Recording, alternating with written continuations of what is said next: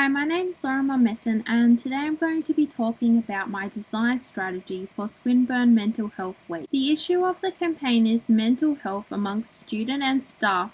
Swinburne Mental Health Week is an opportunity to shine a more positive light on mental health. Students and staff are given access to a range of services that support well-being. Part of the campaign is to guide students and staff to these resources. The campaign also hopes to raise awareness and reduce stigma surrounding mental health. This quote really highlights the concerns surrounding mental health, particularly for students. I think the key things here are the idea that everyone else is managing, the pressure, and the stigma.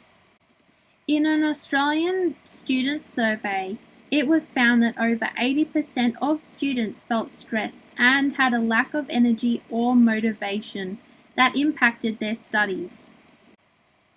Women seem to be at a higher risk for mental illness, with young adults having the highest rates. You can see from both these charts that there is a large spike for women in both depression and anxiety from the ages of 18 to 24 compared to their younger teenage years.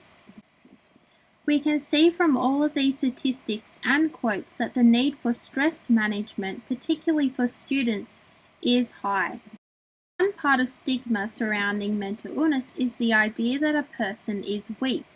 Psychologist Dr. Doug Lisle lectures on how willpower is actually closely linked to brain glucose levels. Focusing the campaign on diet to increase willpower could help to reduce the stigma surrounding this level of thinking. My campaign has been based on 2 male personas and 2 female personas. I have based these on Swinburne's annual report and statistics surrounding mental health. The report showed that there were more government-funded students than any other type. 4% of students are undergraduates. There is an almost equal level of female to male students. All students are full-time. The highest percentage of staff were professionals.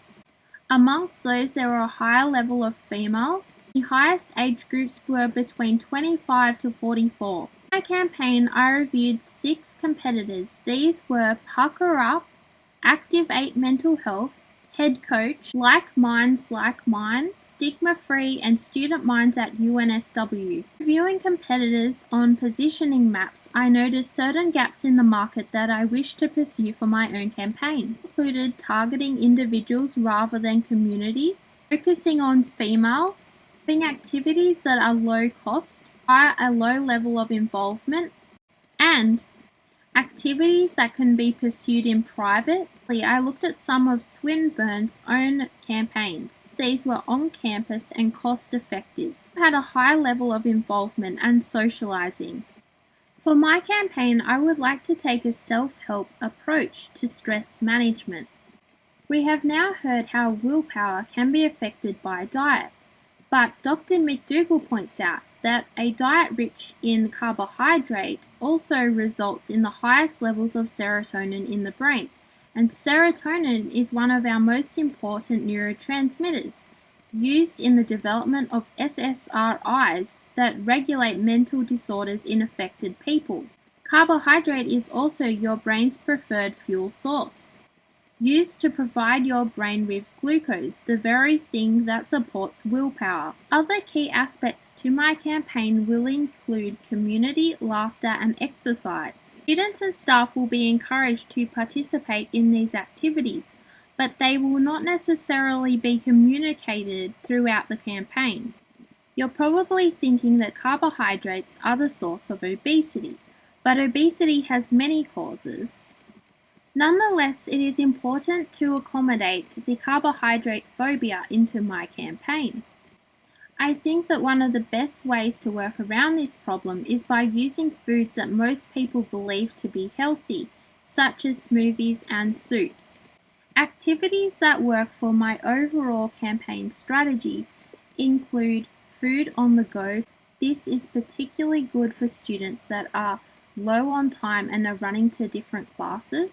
A jumping castle that indirectly promotes exercise that helps to regulate blood glucose and releases endorphins, funny mascots that provide comedy relief, and lastly, guest speakers that provide the students and staff with education surrounding mental health and diet.